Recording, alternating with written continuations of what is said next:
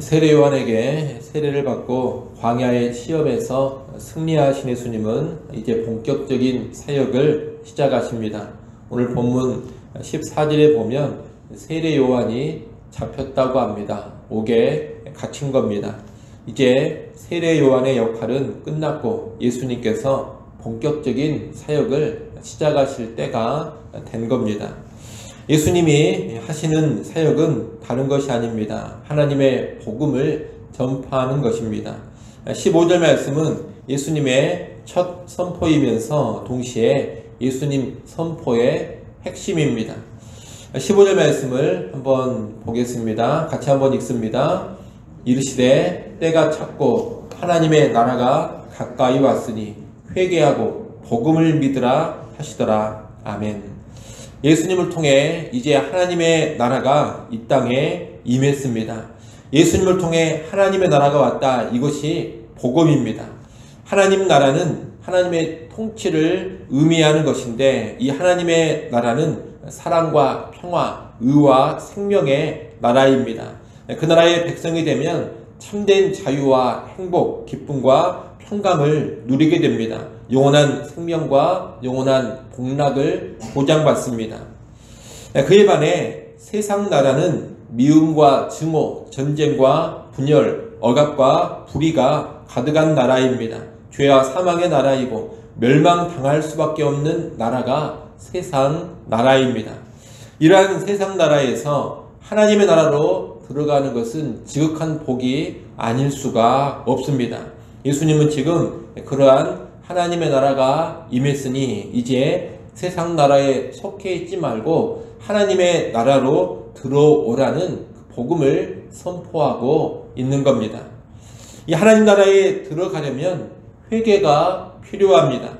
세례 요한도 회개를 말했는데 예수님께서도 회개를 말하고 있습니다. 그만큼 회개라는 것은 하나님 나라에 들어가는데 필수적인 것입니다. 우리는 보통 예수를 믿으면 하나님 나라에 들어간다 그렇게 말하는데 이 믿음에 앞서 수반되어야 하는 것이 회개입니다. 회개가 수반되는 믿음이 진짜 믿음이고 회개하여 믿는 그 믿음이 우리를 하나님 나라로 인도해 드리는 겁니다. 우리는 회개한다 했을 때 그 회개가 무엇을 의미하는지를 잘 알아야 하겠습니다. 회개라는 것은 세상 나라에 굴종하고 세상 나라에 충성하던 그 삶을 버리고 하나님 나라로 돌아서는 것을 의미합니다. 세상을 사랑하면서 세상에 충성하면서는 절대로 하나님 나라에 들어갈 수 없습니다. 한 백성이 두 왕을 섬길 수 없는 겁니다. 이런 맥락에서 성경은 세상을 사랑하면 아버지의 사랑이 그 사람 안에 있지 않다고 합니다. 또한 하나님과 재물을 겸하여 섬길 수 없다고도 말합니다. 우리는 확실히 회개하고 복음을 믿어야 합니다.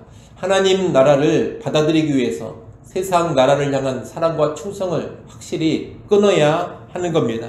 세상에 대한 사랑과 세상에 대한 충성을 내가 정말로 끊고 하나님 나라로 돌아섰는가? 여러분 이것을 잘 돌아보시기를 바랍니다. 그 모습이 있어야 정말로 회개한 사람이고 그렇게 회개하고 예수를 믿어야지만 하나님 나라의 백성이 되는 겁니다. 아무쪼록 우리 모두는 확실한 회개와 믿음이 꼭 있기를 간절히 바랍니다.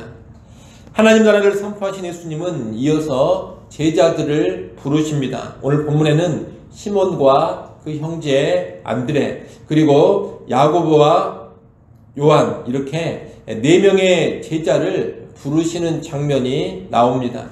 하나님 나라를 선포한 이후에 바로 제자들을 부르시는 것은 하나님 나라와 예수님의 제자 되는 일이 긴밀히 연관되어 있음을 알게 해줍니다. 하나님 나라의 백성은 곧 어떤 사람이냐? 예수 그리스도의 제자라는 겁니다. 하나님 나라에 들어간 사람은 당연히 예수님께 배우며 예수님을 따르는 삶을 살아가는 겁니다. 하나님 나라 백성, 천국 백성은 되었는데 예수님의 제자는 아니다. 여러분 이런 일은 있을 수 없습니다. 예수 믿어 천국, 예수 믿어 하나님 나라에 들어간 사람은 곧 예수님의 제자가 되는 겁니다. 한마디로 구원받은 모든 신자는 다 예수님의 제자인 것이고, 구원받은 모든 사람은 다 예수님의 제자로 이 땅을 살아가야 하는 겁니다. 또한 하나님의 나라는 이 땅에서 예수님의 제자들을 통해서 선포되고 확장되어져 갑니다. 예수님은 제자들을 불러 세우시고 이 제자들을 통해 하나님 나라를 이 땅에 확장시켜갈 계획을 가지고 계십니다. 달리 말해 예수님의 제자인 신자들, 교회 공동체를 통해 하나님 나라를 확장시켜갈 계획을 가지고 계신다는 겁니다. 그래서 하나님 나라를 선포하시고 바로 이어서 제자들을 부르시는 겁니다. 따라서 오늘 예수 믿는 우리는 내가 곧 예수님의 제자라는 것을 분명히 알아야 하겠습니다. 여러분, 교회당만 왔다 갔다 하는 사람이 하나님 나라 백성이 아닙니다. 부지런히 예수님의 말씀을 배우고 또 예수님 말씀대로 살기 위해 부지런히 훈련하고 예수님의 가신 길을 그대로 뒤따르며 예수님 닮아가는 삶을 살아야 합니다. 그럴 때 진정한 예수님의 제자인 것이고 그 진정한 예수님의 제자가 곧 참된 하나님 나라의 백성인 것입니다. 그리고 우리가 그렇게 참된 예수님의 제자가 될 때 하나님의 나라는 이 땅에 선포되고 확장되어져 갈 것입니다.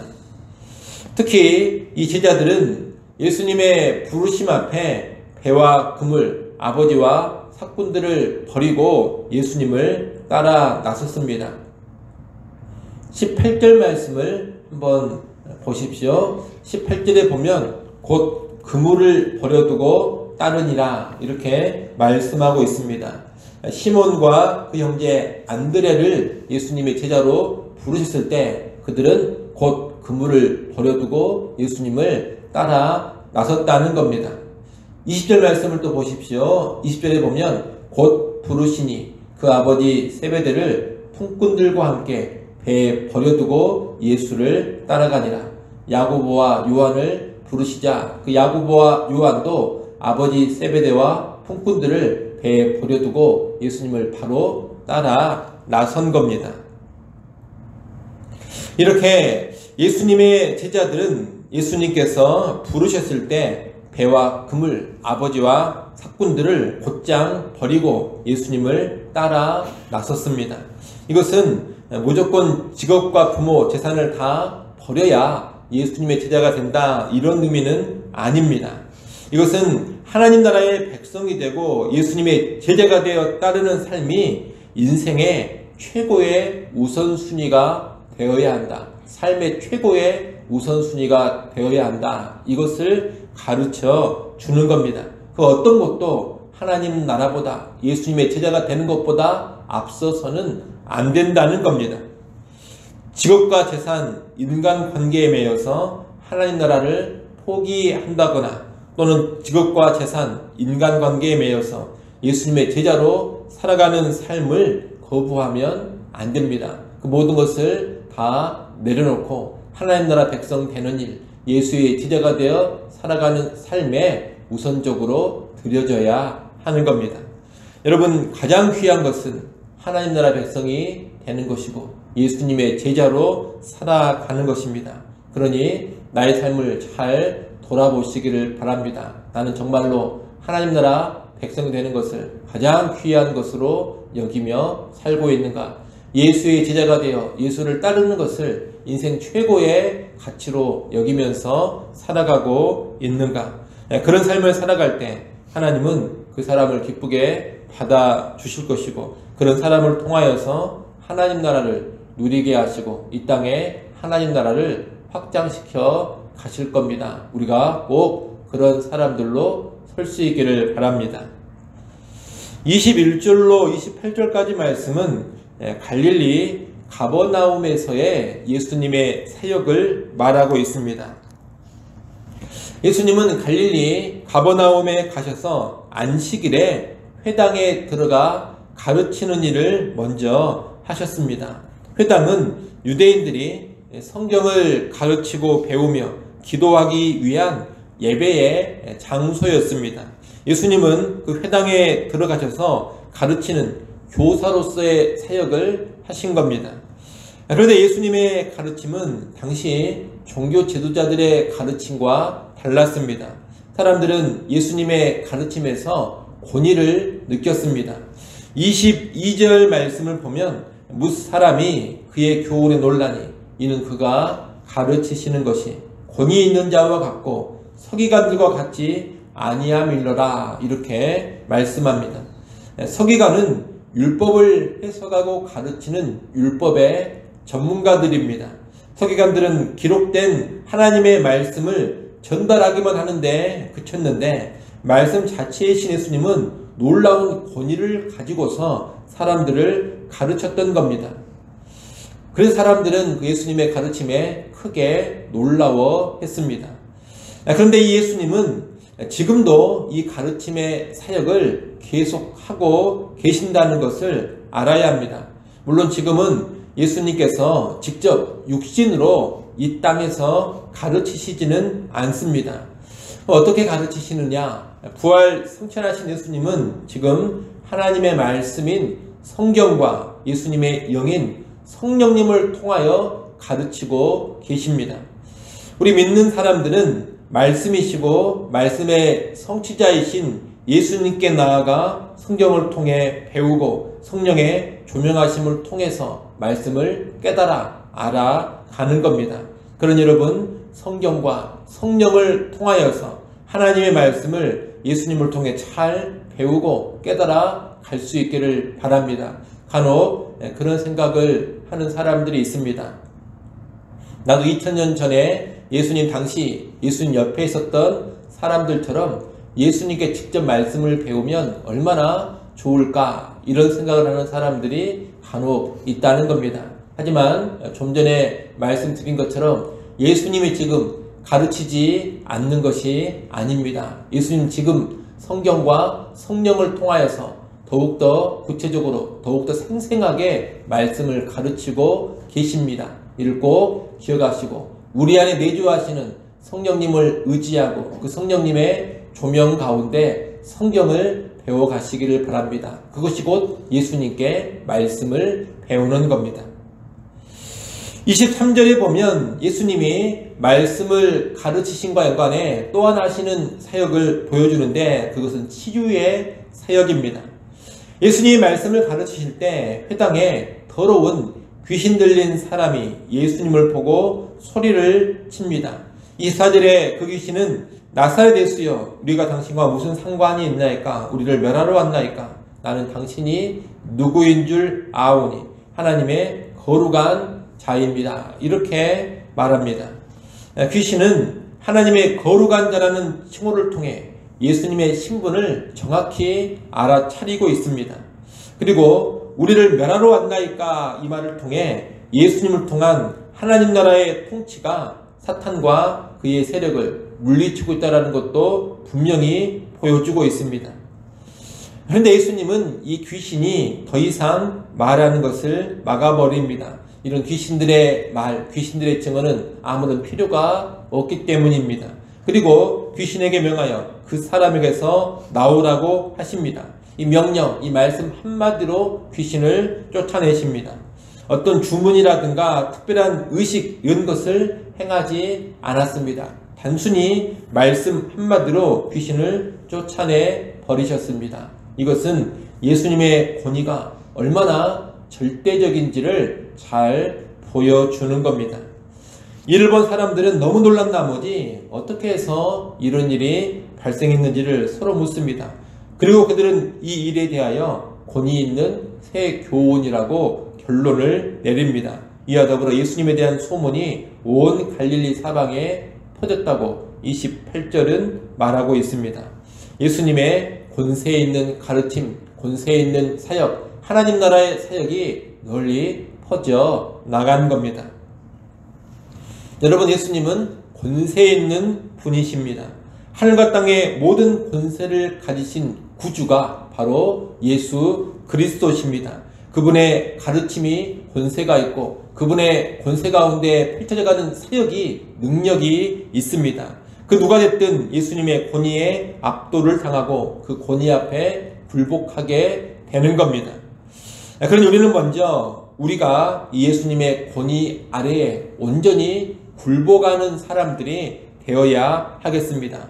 예수님의 권위 아래 먼저 굴복하는 가운데 그분의 권세와 그분의 능력을 누려가야 할 것입니다.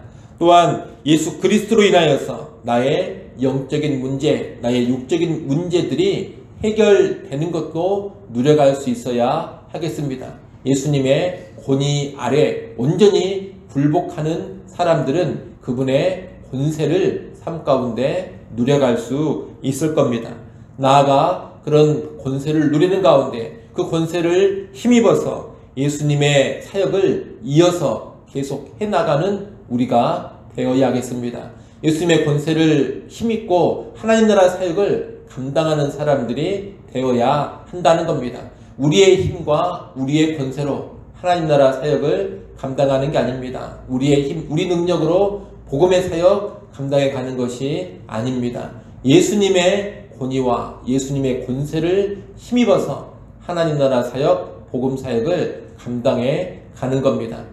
그러니 아무쪼록 우리 모두는 예수님의 권위 아래 굴복하며 그분의 권세를 먼저 누리고 나아가 그분의 권세를 힘입어서 이 땅 가운데 하나님 나라 사역 잘 감당해 갈 수 있기를 간절히 소원합니다. 기도하겠습니다.